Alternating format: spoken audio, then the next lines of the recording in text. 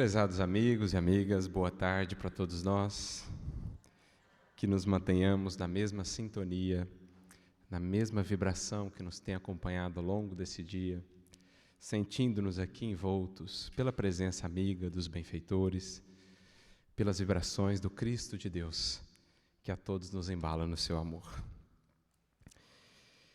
Num dos maiores clássicos da literatura humana, a grande figura de Dante Alighieri, em sua Divina Comédia, assim nos narra as suas experiências no mundo espiritual. Em especial, quando chega ao pórtico do inferno, acompanhado pela figura de Virgílio, que seria o seu benfeitor, o seu condutor, nessa jornada pelo além, ele registra então a frase que ficaria gravada no pensamento humano, moldando, ou pelo menos revelando, muitas de nossas conceituações acerca do inferno, acerca das penas que aguardariam aqueles que se desviaram dos caminhos de Deus. Diz Dante Alighieri que no pórtico do inferno estaria escrita a frase: abandonai toda esperança, vós que entrais. Abandonai toda esperança, vós que entrais. Fazendo com que as criaturas que ali adentrariam abandonassem aquela que é a luz mais valiosa, aquela réstia de ânimo, de norte, que acompanha a criatura, mesmo nas noites mais densas e mais sombrias. Afinal de contas, segundo a concepção que havia se estabelecido acerca dessa penologia futura, de fato, dali ninguém sairia. Afinal de contas, seriam eternas as penas daqueles que optaram por apartar-se do Criador da vida.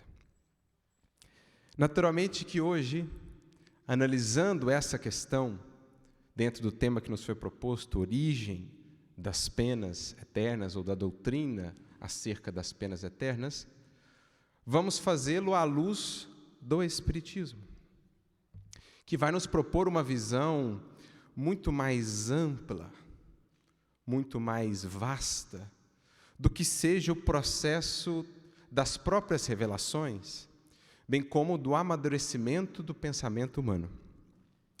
Recordo-me de uma frase de Kardec que particularmente gosto bastante, quando ele nos diz: se o Espiritismo projeta imensa luz quanto ao porvir, também projeta uma imensa luz no passado. Porque, de fato, abre-nos o Espiritismo horizontes imensos.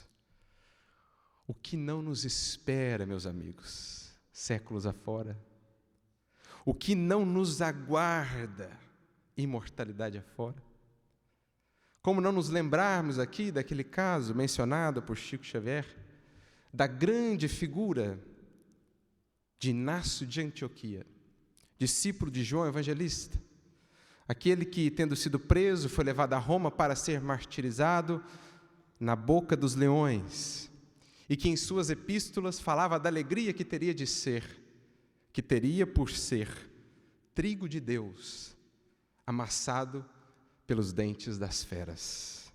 Conta-se que Inácio de Antioquia, conduzido pelos guardas, aproximava-se da cidade, a cidade eterna, tão conhecida pelos seus esplendores, pelas suas 7 colinas, a capital imperial, glorificada por tantos poetas, por tantos artistas. E, em determinado momento, quando, aproximando-se, consegue ter uma visão mais abrangente da cidade, conta-se que ele então teria sorrido. E um dos guardas, sem entender o motivo do sorriso, lhe indaga: mas não sabes tu o que te aguarda nesta cidade? O martírio, a morte. Por que então sorris? Ao que ele teria respondido: sorri porque se o Senhor da vida permite tamanha beleza àqueles que ainda não o conhecem, o que estará reservado àqueles que o amam e que o servem. Isso dá para nós uma dimensão do que seja o futuro, do que seja o porvir, que o Espiritismo escancara, projeta uma imensa luz. Mas também o faz em relação ao passado, ajudando-nos a entender melhor o que foi o longo e moroso processo de educação da humanidade, pelas vias das diferentes revelações, para nós aqui consideradas em 3 grandes etapas, desde Moisés, passando pelo Cristo, até o advento do Consolador, mas é claro que entre essas etapas tivemos grandes trabalhadores que vieram desdobrando, desenvolvendo o que ali foi sendo revelado, apresentado à humanidade terrestre. E o quão encantador não é podermos voltar a esses grandes clássicos da humanidade. Citamos aqui Dante Alighieri, poderíamos citar os pais da filosofia, Platão, Sócrates, aliás, o próprio Kardec o faz. Em O Evangelho segundo o Espiritismo, dedica um capítulo ali introdutório para falar sobre a doutrina de Sócrates e de Platão, mostrando como que muito do que o Espiritismo mais tarde apresentaria, ali já estava na forma de princípios. O Espiritismo vem concatenar essas ideias, por vezes esparsas, vem nos ajudar a filtrar o que eram elementos humanos e o que eram ali já elementos da lei divina. Então, podemos voltar ao passado, compulsando essas obras, estudando-as, analisando-as, sob a luz da doutrina espírita, é absolutamente fascinante. Vemos como um contexto, como uma época, acaba influenciando uma visão, mas mesmo para além disso, encontramos ali já elementos profundos da verdade imortal, imperecível de todos os tempos. E é aqui o que nos proporemos fazer. Em analisando essa frase de Dante Alighieri, neste livro que não por acaso se tornou um dos grandes clássicos da humanidade, mas tomando ela como um ponto de partida para um estudo, digamos, filosófico e também antropológico, porque a filosofia, o pensamento humano, acompanha o próprio ser humano no seu amadurecimento, nos seus processos de aprendizado. E o Espiritismo abre-nos um quadro majestoso para vermos quão bela, quão perfeita é a obra divina. Tudo ao seu tempo, tudo na medida adequada, envolvendo sim o livre-arbítrio humano, mas a presença do alto, sempre muito marcante, a conduzir-nos os destinos. Essa frase, portanto, essa concepção das penas eternas, nos faz recordar uma frase agora do benfeitor Emmanuel, no seu livro O Roteiro, também uma obra magistral, quando no capítulo 10 ele nos traz a seguinte indicação, diz-nos ele, que o temor é o berço rústico da fé. A fé teve por berço, por manjedoura, digamos assim, a experiência mais rústica, mais superficial, mais limitada, dada a nossa própria condição em outros tempos, no que diz respeito a essas questões transcendentes, a essas questões divinas. E é óbvio que o Cristo, o grande pedagogo desta terra, o grande condutor dos bilhões de almas que aqui evoluímos, sabe muito bem, como ninguém, como esse processo deve ser conduzido. Como determinados conceitos não podem ser abordados prematuramente. E como que determinadas visões mais limitadas, mais materiais, acabam tendo a sua razão de ser em determinados períodos, em determinadas etapas. E que está reservado ao tempo, ao amadurecimento do pensamento humano, às futuras revelações, ir desenvolvendo, destrinchando aquilo que outrora alcançávamos em uma primeira versão, digamos assim, em alguns traços iniciais da verdade. É por isso que ele próprio, quando esteve entre nós, disse aos discípulos, e aos discípulos com os quais ele desenvolvia ainda mais determinados temas, o que não fazia com a multidão, servindo-se ali muitas vezes das parábolas, de alegorias, que mais tarde seria dado àquele conjunto de espíritos a entender mais a fundo. Aos discípulos, ele aprofundava mais determinados conceitos, mas mesmo para com eles, disse o Mestre: muitas coisas ainda vos teria a dizer, mas por ora não as suportaríeis. Porque é o que nós vemos no cotidiano da nossa vida aqui na matéria. Quando, por exemplo, nos tornamos pais. Não dá para trabalhar com a criança, nas primeiras fases, conceitos, temas, assuntos, que só mais tarde ela terá a devida abstração para entender. Trabalhamos, então, inicialmente, pedagogicamente, com aquilo que seja mais palpável, aquilo que fira mais aos sentidos, aquilo que seja mais concreto, deixando ao tempo os desenvolvimentos e as abstrações. O que vale aqui na matéria para crianças físicas, vale em espírito para crianças espirituais. E estudar a revelação nesses termos é fascinante. Quando notamos, por exemplo, um detalhe que comentávamos várias vezes no NEP, estudando a primeira revelação, depois o desenvolvimento que o Cristo estaria com o Evangelho, nós vamos ver, por exemplo, a figura muito interessante do templo em Jerusalém. Que, certa feita, estando Jesus e os discípulos ali, os discípulos se voltam ao Mestre e dizem: veja, Senhor, que belas colunas, que majestade, que magnificência esse templo. O segundo templo, que dizem, não era tão grandioso quanto o primeiro, que havia sido destruído por Nabucodonosor. Mas Jesus, então, claro, compreendendo a limitação de entendimento quanto ao verdadeiro templo, quanto à verdadeira proposta da lei de adoração, ele diz: não ficará pedra sobre pedra. Em outro momento, acrescentando: mas eu em 3 dias edificarei um novo templo. É óbvio que há ali uma referência implícita à sua ressurreição, ao seu retorno em espírito, a dizer à humanidade que o espírito é o grande templo a ser descoberto e edificado. No entanto, aquele templo cumpria um papel e já trazia na sua própria simbologia muitas lições. É interessante, certa feita conversando com uma amiga de outra denominação religiosa, mas profunda conhecedora da primeira revelação, da Torá e tudo mais, ela falava então a respeito do tabernáculo, dizendo que visto de cima, de maneira muito interessante, né, porque tem-se as medidas ali, as orientações para a edificação dele, mas visto de cima, ele tinha que forma? Ele apresentava a forma de uma figura humana. Então, mesmo aquele templo já trazia no seu formato, na maneira de construção, uma informação implícita: o ser humano é o grande templo. E o que era guardado lá no templo, lá no mais íntimo? Nós tínhamos o átrio dos gentios, a parte mais externa do templo.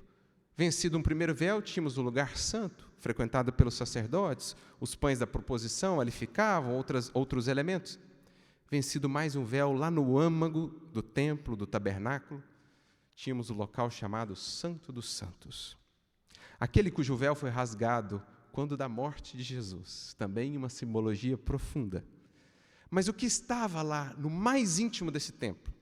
3 coisas, segundo consta na tradição: o cajado de Arão, irmão de Moisés, o livro da lei, ou melhor, dos 10 mandamentos, as tábuas da lei, onde haviam sido esculpidos os 10 mandamentos, e uma porção de maná, aquele alimento com que o povo era nutrido durante a jornada do Êxodo. E a gente fica a pensar na simbologia profunda das coisas. Ora, o que nos ensina o Espiritismo? Onde está escrita a lei de Deus? Na consciência. O que aprendemos também com o Espiritismo em termos de faculdade soberana, primordial da alma, aquilo que realmente nos conduz ao progredir, sem o que não sairemos da estagnação? A vontade.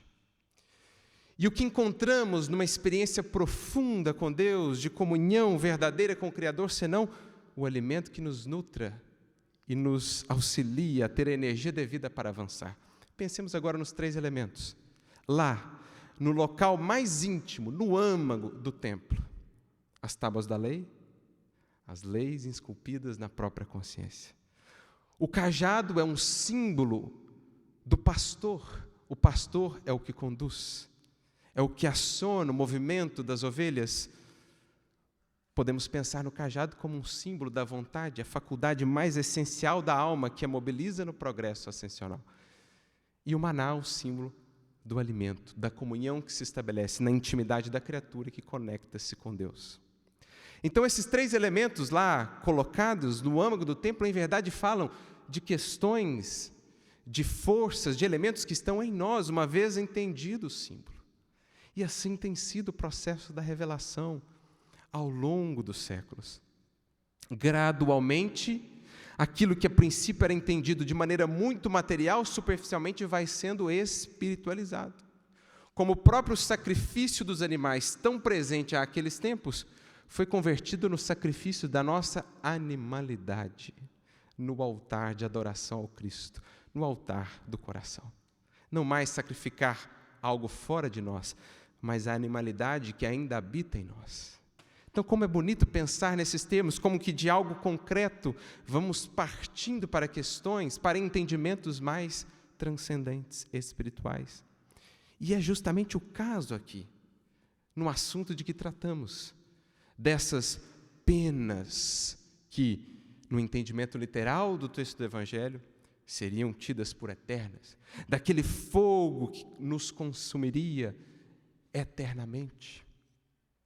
Jesus serve-se sim dessas palavras, mas consciente de que, num primeiro momento, seriam entendidas dentro desse horizonte do temor, seriam ou cumpririam um papel de certo modo, nos frear, ou pelo menos nos levar a refletir melhor sobre determinadas atitudes ou escolhas, mas que mais tarde entenderíamos mais a fundo o que de fato está sendo dito ali. Porque é o que ele menciona no seu conhecido diálogo com Nicodemos, aquele que era um doutor da lei. Não era alguém da turba, portanto, desinformado quanto aos fundamentos da primeira revelação. Não, alguém com conhecimentos profundos. E, no entanto, mesmo assim, diz Jesus, mas se vos falo das coisas terrestres e não me credes, como me crereis se vos falar das coisas celestiais? Porque trazendo para o que hoje a doutrina espírita nos apresenta do mundo além túmulo, do mundo da realidade espiritual para além dos nossos sentidos, como falar para o entendimento da época das tantas nuances que a vida espiritual se nos revela, nos mostra. Como entrar nesses conceitos que foram precisos séculos de amadurecimento do pensamento humano para que pudéssemos começar a sondá-los, a entendê-los. As gradações infinitas de experiências para além deste corpo físico, a depender daquilo que a criatura fez de si própria. Então eram sutilezas, nuances que, àquele tempo, não estaríamos habilitados para entender. O Senhor, portanto, lança a mensagem como que decodificada, deixando ao tempo e ao esforço de cada um a decodificação. O entendimento devido à interpretação do que está para além do símbolo. E é muito disso o que o Espiritismo, que os Espíritos vêm fazendo em relação à mensagem de Jesus, ajudando-nos a sair da literalidade para entendermos a profundidade dos princípios que ali estavam, que outrora cumpriram um papel entendidos mesmo superficialmente. Como dirá Kardec, ao comentar essa questão, e ele dedica todo um capítulo da primeira parte do livro Céu e Inferno a comentar essa questão, ele dirá, cumpriu um papel a ideia das penas eternas, porque para consciências ainda muito embrutecidas, não teriam talvez alcançado, não teriam visto uma sanção moral em penas ou em nuances da vida espiritual que não os levassem a esse temor, como a doutrina das penas eternas inicialmente levaria. Mas, tendo cumprido o papel, tendo passado o tempo, é preciso renovemos as conceituações. E aqui o papel do Espiritismo, para que não nos detenhamos na literalidade dos textos, porque alguém poderia então dizer, mas está dito, Jesus falou com estas palavras, Mateus 25, 41, Ide para o fogo eterno, preparado para o diabo e os seus anjos. Mas também Jesus disse literalmente: se a tua mão é motivo de escândalo, arranca. Se o teu olho é motivo de escândalo, arranca-o. Nos deteremos, portanto, na literalidade? Aqui o Espiritismo abre horizontes para nós, projeta-nos luz de entendimento, entendendo que já não estamos mais no tempo em que a fé está ainda no seu berço rústico do temor.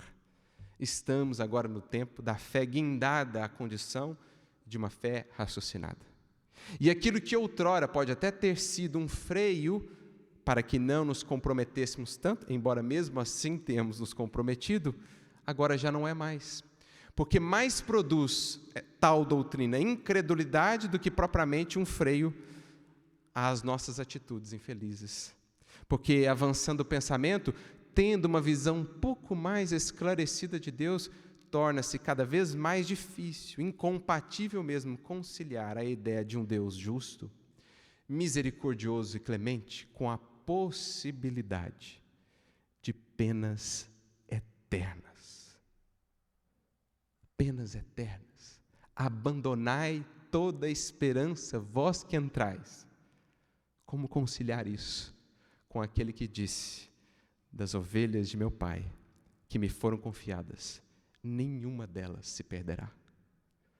Como conciliar essa visão que outrora teve uma tal utilidade com aquilo que agora podemos entender, seja pelas vias do raciocínio filosófico, seja pela revelação dos Espíritos, aquilo que é o mundo espiritual na sua complexidade, na sua variabilidade? Como conciliar isso? Como coordenar isso? Com aquele que nos contou, por exemplo, a parábola daquele que, deixando as 99 ovelhas no campo, vai em busca daquela uma perdida, a representar a grande alegria, expressa também no livro No Mundo Maior, de André Luiz, a grande alegria dos céus, a de esvaziar os infernos, a de ir em busca das ovelhas tresmalhadas do redil, na compreensão de que só o redil completo poderá proporcionar plena alegria à humanidade terrestre.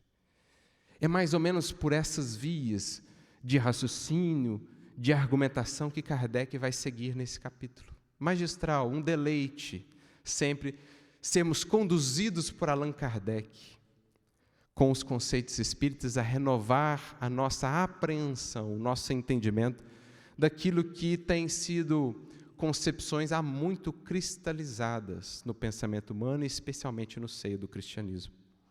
Kardec inicia falando da utilidade dessa visão de outrora, que para espíritos ainda muito embrutecidos, muito materializados, não faria sentido uma pena de natureza mais espiritual. Por isso a figura mais enérgica, interpretada de modo mais material, do fogo eterno, a penologia que não teria fim, mas que, à medida que o tempo vai passando e vai amadurecendo o entendimento humano, especialmente quanto a Deus, nós vamos renovando as nossas concepções. E aí o que Kardec começa a fazer, como faz tantas vezes, ele vai identificando os pontos frágeis das ideias, outrora tomadas como verdadeiras. Ele vai solapar pela base, encontrando a fragilidade, aquelas ideias ou aquelas afirmações que justificariam as penas eternas. E partindo dos atributos de Deus, em especial esse, da justiça, da clemência divina, em partindo da ideia de que, para que Deus permaneça sendo Deus, todos os seus atributos têm de estar elevados ao grau máximo, e, portanto, nada os pode negar, nem ao menos arranhar, ele vai colocando por terra os argumentos que existiriam em favor da doutrina das penas eternas. Porque, fatalmente, nós vamos chegando em contradições, incoerências. A primeira delas, talvez, que pelo menos para mim mais me chama a atenção, a possibilidade de penas eternas consequentemente converteria o céu num reinado do egoísmo, ou no mínimo da indiferença. Porque como conciliar a beatitude eterna, o gozo imperecível quando se sabe que seres que nos são caros lá estão, eternamente condenados ao sofrimento. Como seria possível, então, conceber um céu para uma mãe que vê o seu filho condenado a um sofrimento eterno? Porque em vida teve uma atitude infeliz, não seguiu determinados caminhos e, portanto, estaria para sempre condenado. Que céu existiria para um espírito vinculado a este coração? Então há uma incoerência interna e profunda na própria criação divina, caso essa possibilidade fosse verdadeira. E é isso que muitas vezes Kardec vai fazendo, recorrendo a um argumento, a um modo de argumentação da filosofia, muito presente em suas obras, que é a negação pelo absurdo, ou a redução ao absurdo. Eu proponho uma hipótese, uma premissa, analiso as consequências dessa premissa. Se eu chego em algo que é absurdo ao final dessa reflexão, então eu chego a concluir que a premissa, que a hipótese estabelecida não era de todo verdadeira. Então Kardec, por exemplo, estabelece essa ideia: existem penas eternas. Ora, se existem penas eternas, isso significa que a clemência divina, para alguns espíritos, teria um certo limite. Valeria por algum tempo, e depois seria ele inexorável, eternidade afora, para com esses espíritos. Ora, a inexorabilidade não pode conviver com a clemência. E Deus, para que seja Deus, precisa ser soberanamente justo e bom, o que não significa nos eximir das consequências de nossos atos, mas sofrer indefinidamente, independentemente do arrependimento, se ele existe ou não, algo que seja imutável. Essa inexorabilidade não poderia conviver com a clemência divina. Pois chegaremos também a esse tipo de absurdo. Quer dizer, então, que a clemência de Deus para com um espírito, para com um indivíduo, dura o tempo de uma vida, e para além dessa vida acabou a clemência. Como então ele indicaria para nós, suas criaturas, a clemência como sendo uma virtude a ser buscada, se ele não a aplica ele próprio? Então são incoerências dessa forma, desse tipo, que chegaremos, se admitirmos essa hipótese. Outrora, talvez nos faltasse esse senso moral, esse senso de justiça um pouco mais desenvolvido para chegarmos a esse tipo de reflexão, mas hoje já temos essa possibilidade, especialmente a partir das luzes que o Espiritismo nos traz. Por isso, não só Kardec, mas os próprios Espíritos se dedicarão enfaticamente a renovar a nossa visão quanto a esse conceito. Assim como o fizeram em relação ao inferno, assim como o fizeram em relação ao céu, assim como o fizeram em relação a anjos e demônios, no que diz respeito às penas eternas, os Espíritos serão bastante enfáticos. E, não por acaso, talvez uma das questões mais longamente respondidas em O Livro dos Espíritos é justamente a questão de 1009, que trata da eternidade das penas. Para termos uma ideia da importância que os Espíritos davam a esse tema e as consequências que essa compreensão poderia ter, gerando incredulidade, gerando desespero. Imaginemos uma mãe que vê partir o seu filho pelas vias do suicídio, que, segundo uma outra visão, culminaria nessa perdição eterna. Que desespero! A falta da esperança, o abandonar toda a esperança a quem se propõe a seguir a Deus, faria sentido. Então, os Espíritos, para que tenhamos uma ideia da importância que eles davam a essa questão, a esse tema, ali comparecem em peso para responder a essa pergunta de Kardec. Ali estão figuras como Santo Agostinho, um dos maiores nomes do cristianismo, que outrora advogou a doutrina das penas eternas, mas que agora faz uma meia-culpa, renovando a sua concepção e nos convidando a fazê-lo também. Aqui também comparecem Platão, Paulo de Tarso, o apóstolo dos gentios, e essa é uma figura mais contemporânea a Kardec, Lamennais.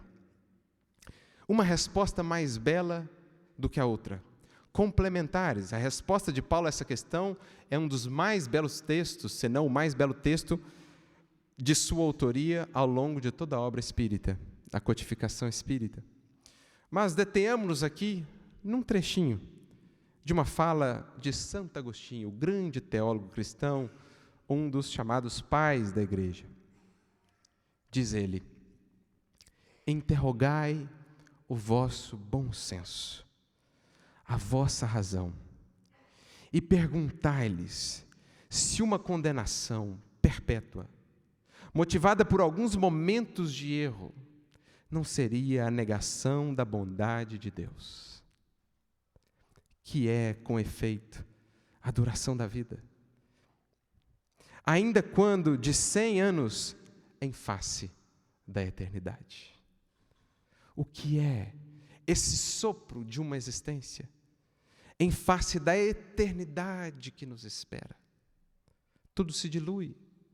Qualquer mal que tenhamos feito ante a eternidade, nada é. Por isso Emmanuel chega a comentar no livro Consolador que, essencialmente considerando para Deus, o mal não existe. Existem apenas filhos incursos em experiências mais dolorosas e mais longas.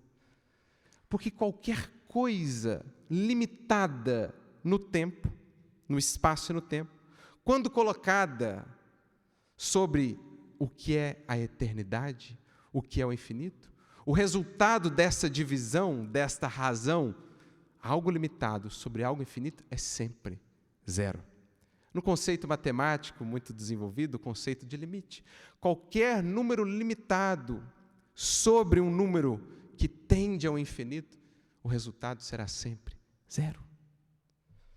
Portanto, o mal é simples expressão transitória da criatura, que pode perdurar por séculos, mas não poderia redundar num sofrimento de séculos, porque seria negar a própria finalidade da criação.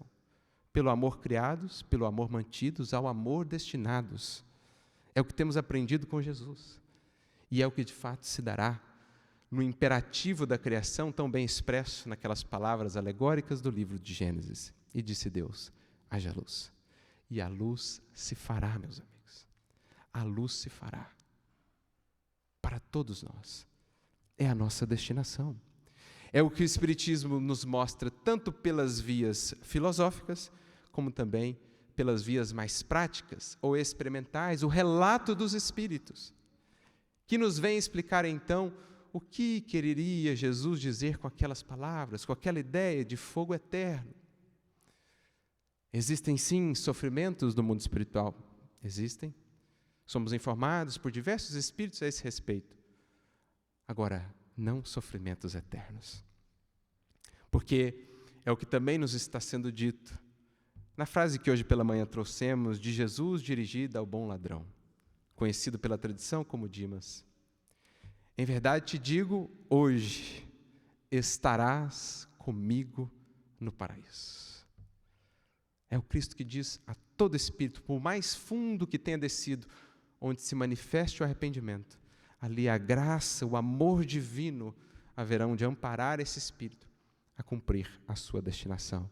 E mais, com a doutrina espírita aprendemos, chegaremos todos a esse mesmo fim. Não importam os caminhos, claro que a nosso próprio benefício é melhor que os escolhamos mais sabiamente desde já, mas, sejam quais forem os caminhos, todo rio, de todo destino, desaguará no grande mar, no grande oceano do amor de Deus. Questão 125 do Livro dos Espíritos. Gosto muito da resposta dos benfeitores, quando Kardec pergunta, mas aqueles espíritos que majoritariamente têm escolhido os caminhos das sombras, os caminhos do mal, chegarão também aos mesmos fins? E os espíritos então responderão, sim, apenas para eles as eternidades serão mais longas. Nosso papel com o Espiritismo, nosso papel com o Evangelho, tornar as eternidades mais curtas. Por que mantermos-nos presos quando a chave está em nossas mãos? Quando o horizonte luminoso nos acena há tanto tempo. É disso que a doutrina espírita vai tratar. É isso o que os Espíritos, o que Santo Agostinho aqui, bem como Kardec no livro do Céu e Inferno, vão nos falando. A possibilidade dessa concepção, o tempo disso é passado. É preciso entendermos que sim, existem consequências, tão mais graves quanto mais informados estivéssemos antes de nossas escolhas. Contudo, jamais se feche a porta da esperança. Num universo, dentro da criação de Deus, a esperança jamais finda, a não ser para aquele que, por si próprio, a apague indefinidamente em seu coração. Mas é a luz soberana, a luz que estará lá sempre a inspirar e a estimular os espíritos, por mais fundo que tenham descido em suas escolhas infelizes. Voltando a Santo Agostinho, ele diz: eternidade. Compreendeis bem esta palavra? Sofrimentos, torturas sem fim, sem esperanças por causa de algumas faltas. O vosso juízo não repele semelhante ideia? Que os antigos tenham concebido o Senhor do Universo nesses moldes. Afinal de contas, projetávamos em Deus muitas características que eram nossas.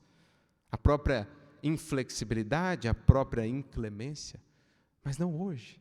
Um dos grandes trabalhos no desenvolvimento das revelações é justamente mudar-nos a visão acerca de Deus, porque isso muda-nos por completa visão acerca da vida.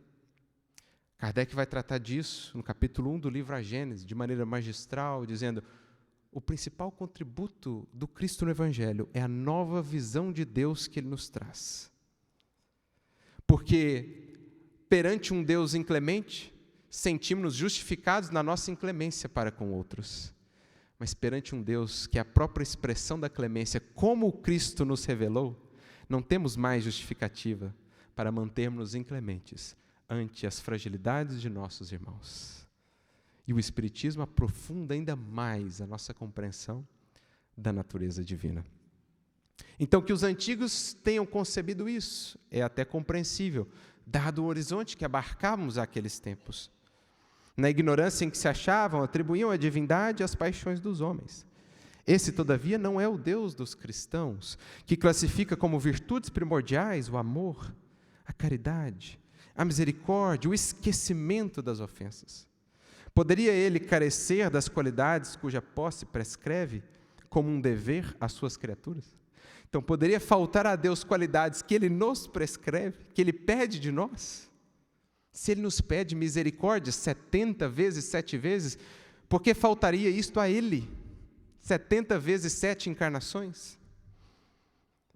É certo que não teremos uma visão ingênua que patrocina o menosprezo da oportunidade, que projeta sempre à frente, sempre à próxima reencarnação, os trabalhos que nos competem, porque sabemos também que as consequências nos alcançarão.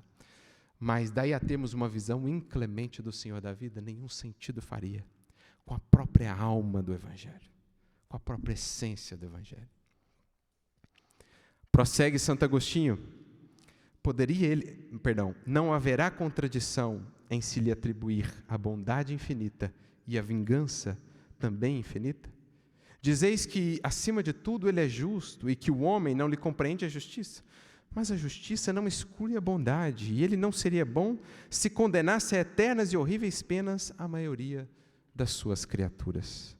Teria o direito de fazer justiça, ou dar justiça uma obrigação para seus filhos, se lhes não desse meio de compreendê-la?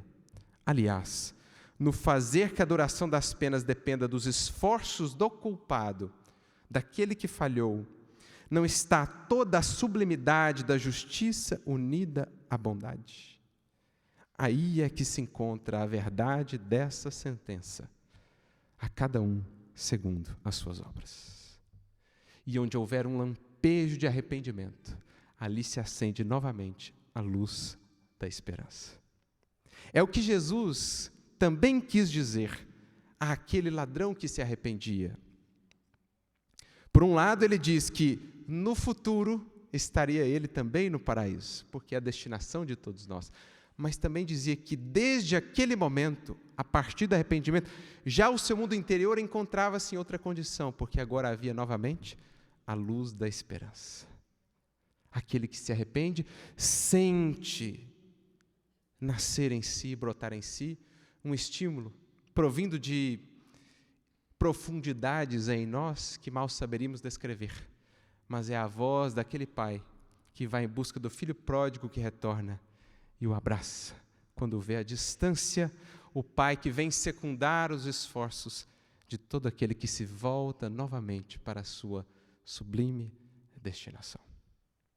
É o que o Espiritismo vai nos mostrando, pela via filosófica, que é a primeira parte do livro Céu e Inferno, como também pela via experimental, que é a segunda parte do livro Céu e Inferno. Os dois meios, as duas frentes de atuação de Kardec, juntamente com a espiritualidade, na renovação das conceituações humanas.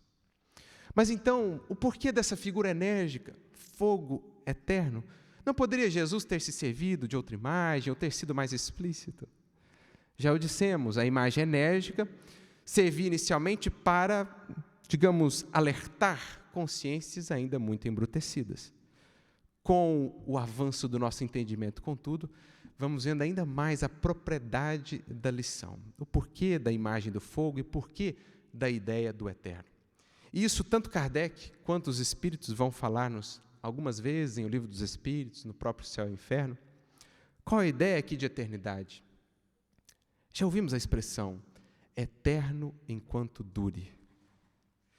Pois bem, as consequências do afastamento da lei divina, as consequências de violentarmos a nossa consciência, nos acompanharão enquanto persistirmos em manter essa posição, essa postura, esse distanciamento. Digamos que é um fogo que consome enquanto há o que queimar. Enquanto há no espírito revolta, enquanto há no espírito impenitência, indisposição à mudança, à renovação, há ali o que consumir. E o que é a imagem desse fogo, bem descritiva nas palavras de alguns espíritos sofredores que Kardec entrevista, senão uma expressão dessa força que opera dentro de nós, o resgate da nossa consciência, adoecida pelos desvios diante da lei.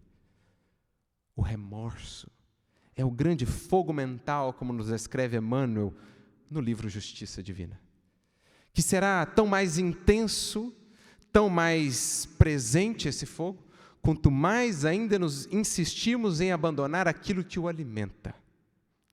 Quanto mais revoltados, quanto mais indispostos à mudança, mais ele encontra o combustível para que cumpra a sua função, fazer-nos ver que não há vida real, não há felicidade possível distanciados da lei divina.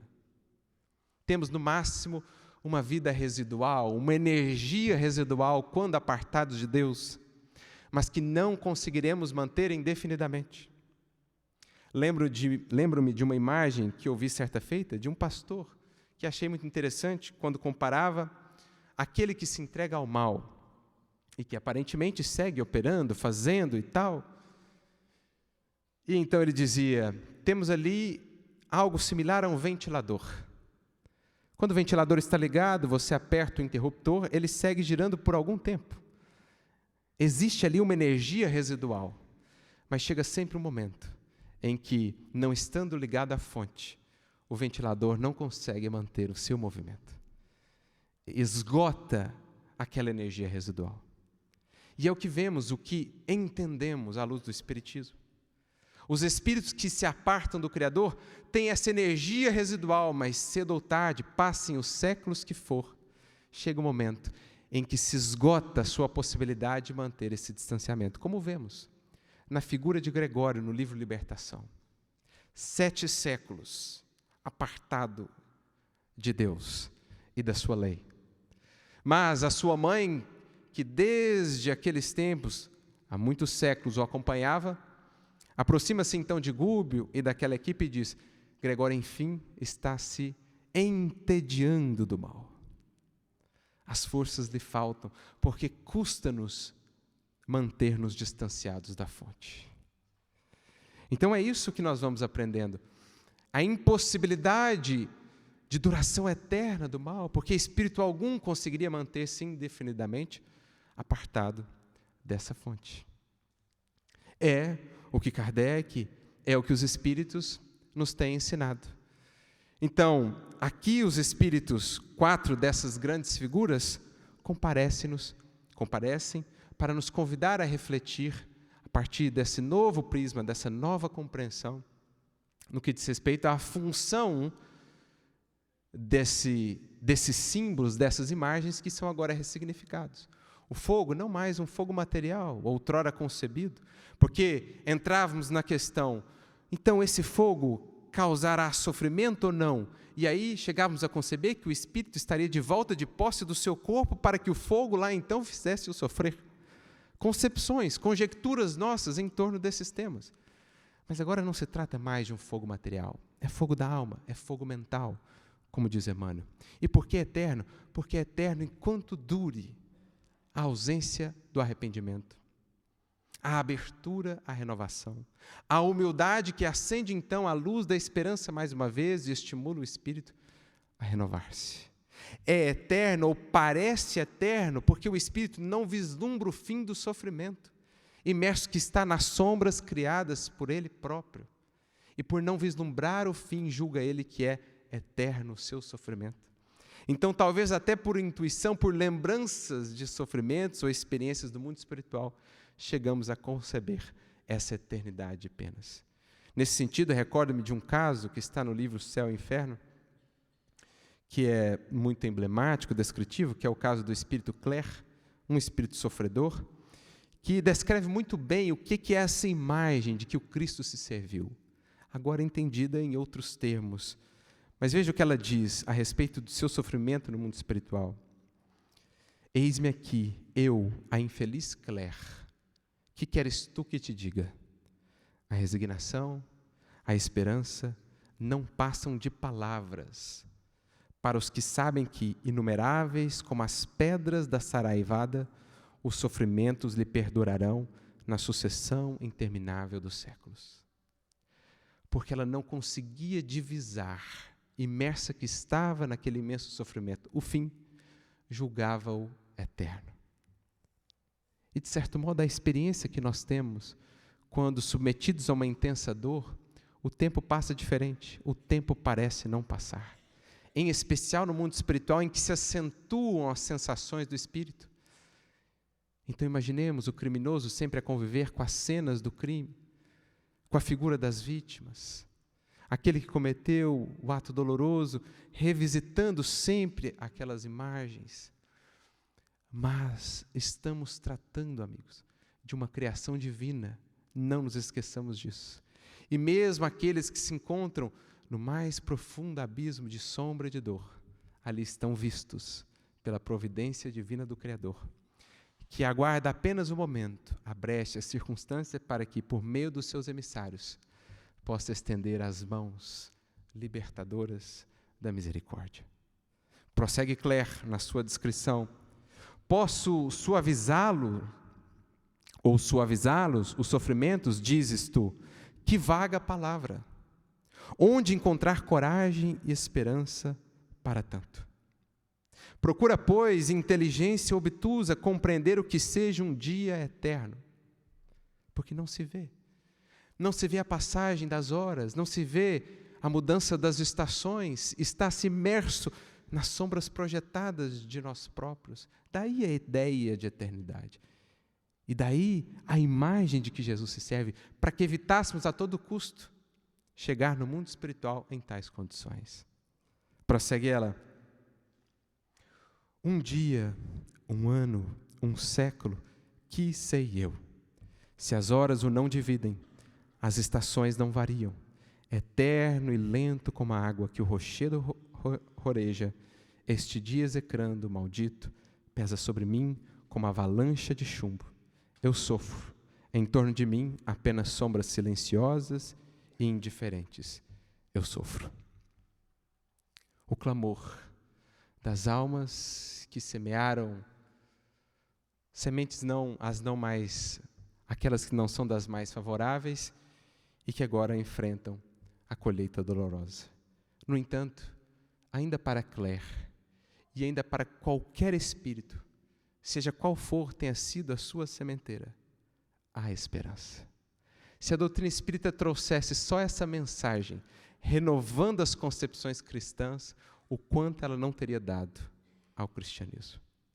E recordo-me que esta semana mesmo, via um companheiro de outra denominação a descrever o caso de Judas Iscariotes, aquele que no Evangelho foi denominado como sendo o filho da perdição, que pelo seu ato infeliz estaria então condenado a sofrimentos imperecíveis, no mais profundo dos infernos, segundo a concepção que eles nutrem acerca dessa figura.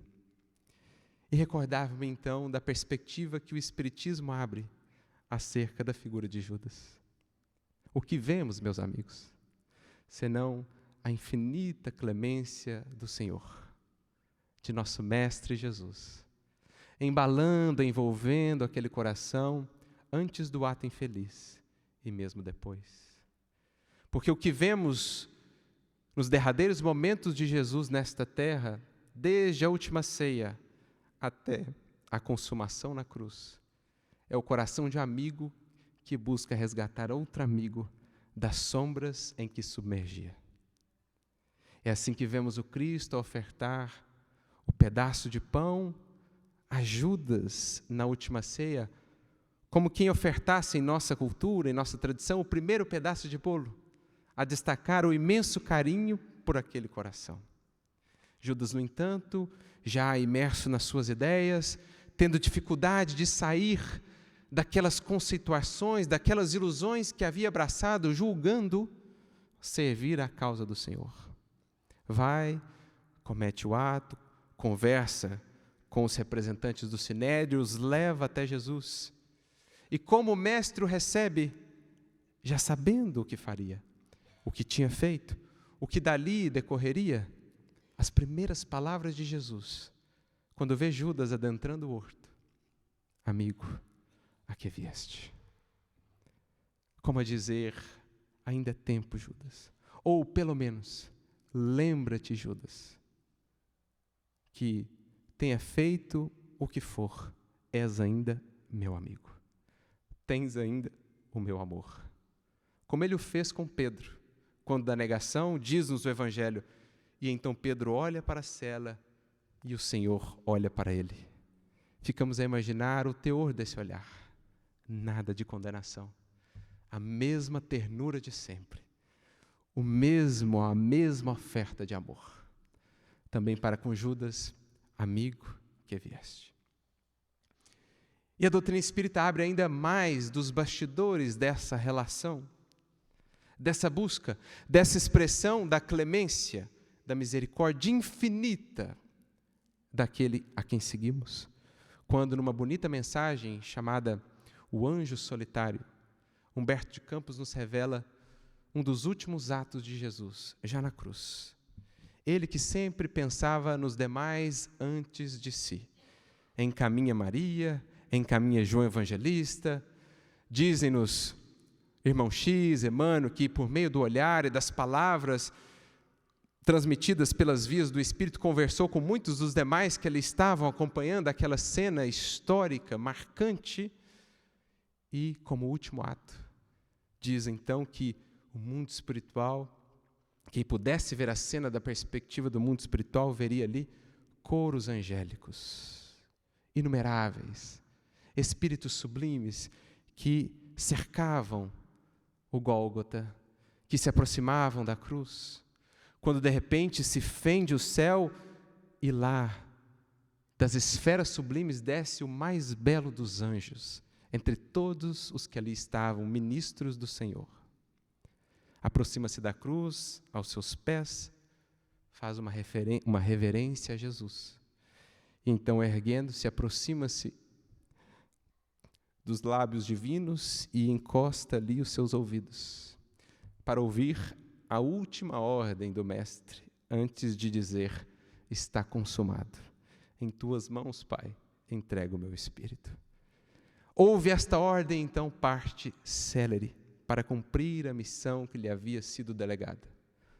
O teor da missão, o último ato do Cristo, antes da consumação, ordenar ao anjo divino da caridade, para que auxiliasse a Judas, que acabava de se suicidar, em decorrência da culpa e do remorso, do fogo interno que o consumia, ante o amor daquele que havia momentaneamente traído. Mas não parou por aí o Senhor. Qual o primeiro ato de Jesus após a crucificação? Diz a tradição cristã, está lá nas epístolas de Pedro, mas também está na obra espírita, pela pena de Maria Dolores. Diz a tradição cristã que o Cristo desceu aos infernos após a cruz. E esclarece Maria Dolores que lá ele foi em busca de um coração amigo, a revelar a imensa clemência do Cristo, que não é senão um pálido reflexo da clemência de Deus. Ele foi em busca de Judas, para que pudesse ao menos, isso está no bonito poema no livro Coração e Vida, intitulado Amor e Perdão, para que conseguisse ao menos fazê-lo adormecer, pelo carinho que tinha para com aquele amigo e por saber agora o tamanho de sua dor. Por isso que, ao encontrar Madalena, depois, no jardim, diz ele, não me toque porque ainda não subi ao Pai. Estava o mestre a visitar o amigo que havia se perdido. Mas a clemência divina não se limita a isso. Não foi só ele em pessoa em busca do amigo, porque mais tarde envia aquela que aqui hoje foi lembrada e que foi consagrada no mundo espiritual como sendo a rainha dos anjos, a sua própria mãe, que, pela pena de Maria Dolores, em sua sensibilidade, vai em busca daquele coração. Encontro esse descrito na mensagem Retrato de Mãe do livro Momentos de Ouro. Depois de muito tempo, sobre os quadros sombrios do Calvário, Judas, cego no além, errava solitário. Era triste a paisagem, o céu era nevoento, cansado de remorso e sofrimento, sentara-se a chorar. Nisso, nobre mulher de planos superiores, nimbada de celestes esplendores, que ele não conseguia divisar, chega e afaga a cabeça do infeliz. Em seguida, num tom de carinho profundo, quase que em oração, ela lhe diz, meu filho, por que choras? Acaso não sabeis, replica o interpelado, claramente agressivo, sou um morto e estou vivo, matei-me e novamente estou de pé, sem consolo, sem lar, sem amor e sem fé. Não ouvistes falar em Judas, o traidor? Sou eu que aniquilei a vida do Senhor. A princípio julguei poder fazê-lo rei, mas apenas lhe impus sacrifício, martírio, sangue e cruz. E em flagelo e aflição, eis que a minha vida agora se reduz. Afastai-vos de mim, deixai-me padecer neste inferno sem fim. Nada me pergunteis, retirai-vos, Senhora, nada sabeis da mágoa que me agita, nunca penetrareis minha dor infinita. O assunto que lastimo é unicamente meu. No entanto, a dama calma respondeu, meu filho, sei que sofres, sei que lutas, sei a dor que te causa, o remorso que escutas. Venho apenas falar-te que Deus é sempre amor em toda parte. E acrescentou serena, a bondade do céu jamais condena. Venho por mãe a ti buscando um filho amado, sofre com paciência a dor e a prova. Terás em breve uma existência nova. Não te sintas sozinho ou desprezado. Judas interrompeu-a e bradou, rude e pasmo. Mãe, não me venhais aqui com mentira e sarcasmo, depois de me enforcar num galho de figueira, para acordar na dor, sem mais poder fugir à vida verdadeira. Fui procurar consolo e força de viver, ao pé da pobre mãe que me forjara o ser. Ela me viu chorando e escutou meus lamentos, mas teve medo de meus sofrimentos. Expulsou-me a esconjuros, chamou-me monstro por sinal. Disse que eu era unicamente o espírito do mal.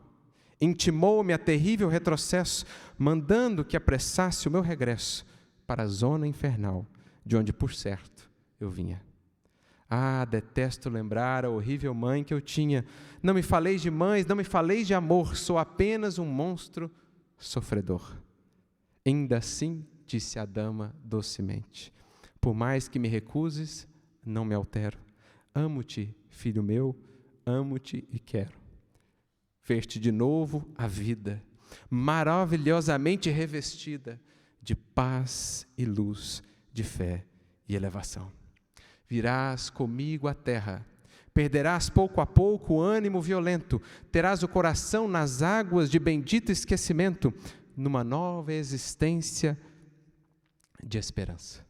Levar-te-ei comigo a remansoso abrigo, dar-te-ei outra mãe, pensa e descansa. E Judas, nesse instante, como quem olvidasse a própria dor gigante, ou como quem se desagarra de pesadelo atroz, perguntou: quem sois vós, que me falais assim, sabendo-me traidor? Sois divina mulher, irradiando amor, ou anjo celestial de quem presinto a luz. No entanto, ela, fitá-lo frente a frente, respondeu simplesmente: meu filho, eu sou Maria, eu sou a mãe de Jesus. Essa a mudança de visão que a doutrina espírita nos traz, de um Judas irremissivelmente condenado ao sofrimento, ao espírito que hoje já sabemos encontra-se redimido, de volta admitido ao colégio dos amigos, junto à presença de Jesus. Essa é a doutrina divina, esta doutrina do Evangelho, de um Deus justo, porém imensamente, imensuravelmente clemente e misericordioso. Que saibamos aproveitar todo esse investimento da misericórdia em nós, para que um dia, como Judas, possamos nos alçar aos altiplanos que a todos nos esperam, alcançando a nossa sublime destinação. Das ovelhas confiadas ao Cristo, nenhuma só se perderá. Jesus nos abençoe a todos.